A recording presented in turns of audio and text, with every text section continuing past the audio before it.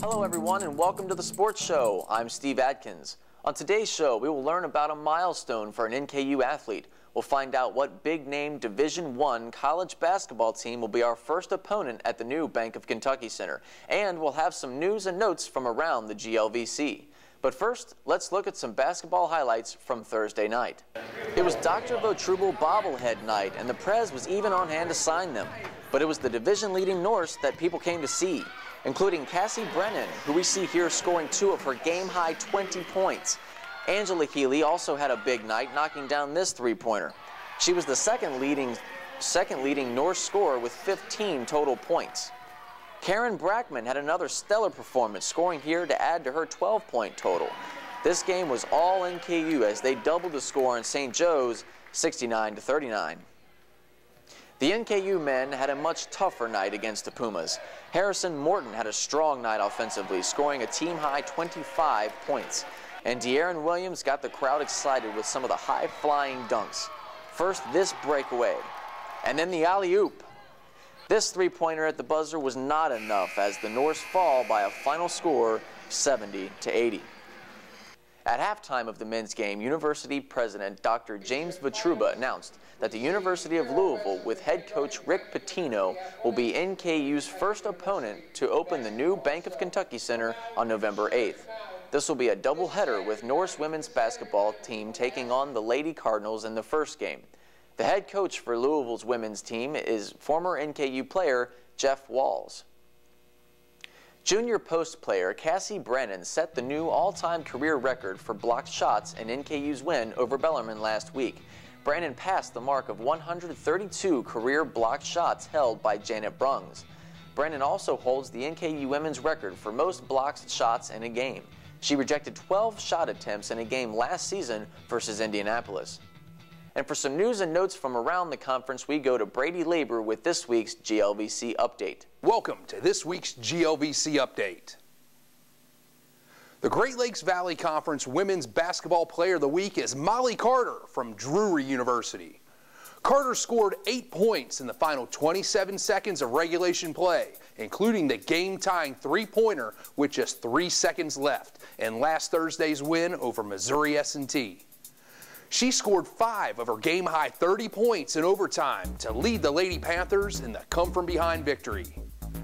Drury was down by 9 points with just 32 seconds left to play in regulation before Carter took over the game.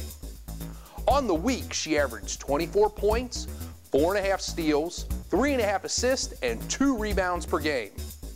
Carter, a senior from Springfield, Missouri, leads the league in steals with almost 4 per contest. The Western Division leading Lady Panthers have an 11-game winning streak going into this afternoon's matchup against Southern Indiana. The top 3 scoring leaders remain the same this week, with SIU Edwardsville's Amber Shelton leading the way at over 22 points a game. NKU leading scorer Angela Healy is 7th with 14.7 per contest. Cassie Brannon and Jessie Slack check in at 11th and 12th places respectively. Healy leads the conference in rebounding and continues to be the only women's player in the GLVC to average a double-double on the season. Nicole Quixote cracked the top 10 last week at 6.5 boards a game. Quincy's Jessica Keller is tops in the league with 5 assists per game. Quixote's 3.5 per outing is good for 9th place. NKU Slack, a transfer from Division I East Carolina, has just over 3 per game. Brannon is tied with Missouri S&T's Katie McElrath as the league's top shooter from the field. Healy moves into the top 5 this week at 51.6%. Jessica Canary from the University of Indianapolis is the top free throw shooter this week. Healy and Slack are also among the league leaders, both shooting 80% and better from the charity stripe. Brannon, the Norse new career leader in block shots, only trails her teammate Healy for league supremacy in rejections this season. Kentucky Wesleyan power forward Jeff Von Beulah is this week's Men's Basketball Player of the Week. The 6'7" senior out of Los Angeles posted his 12th and 13th double-doubles of the season last week in wins over Indianapolis and St. Joseph's. This was the third time in the last 5 weeks that Von Beulah has won the honor, making him the leading candidate for GLVC Player of the Year. At this point, as many as 5 players are in the running for the honor. Southern Indiana's Norman Plummer, a transfer from the University of Dayton, and Indianapolis senior guard DeAndre Brock are his top competition for the award. Von Beulah's teammates Rodney Ederson and TJ Smith also have legitimate arguments for being a part of this conversation. NKU's Stephen Wright won this prestigious award last season. Ederson continues to lead the conference in scoring, followed by Plummer and Brock. Jason Genova from Lewis is in 4th place, with Von Beulah rounding out the top 5. Von Beulah has increased his rebounding lead over Plummer and Stephen Bolt from Lewis.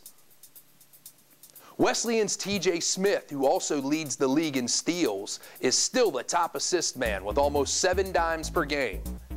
NKU has a conference best 3 players in the top 15 with David McFarland, Billy Fennell, and Scott Bibbins. Bibbins, a redshirt sophomore out of Holy Cross High School, leads the league with a lights-out 94% from the free throw line. Drury's Stephen Gum is the top shooter from behind the three-point arc. Dennis Gayguy from NKU is 4th at 49%. Vincent Humphrey and Anthony T get honorable mention for shooting over 40%.